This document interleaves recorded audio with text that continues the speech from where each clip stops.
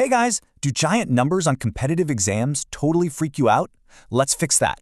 Seriously, look at this. Can you find the cube root of 681,472 in literally 5 seconds? Quick caveat though, this awesome shortcut only works for perfect cubes, okay? Nothing else. Your new best friend? This 1 to 10 table. Memorize it, especially those ending digits. They're key. We saw this in 2 simple chunks. Honestly, tackling the right-hand side first is definitely best.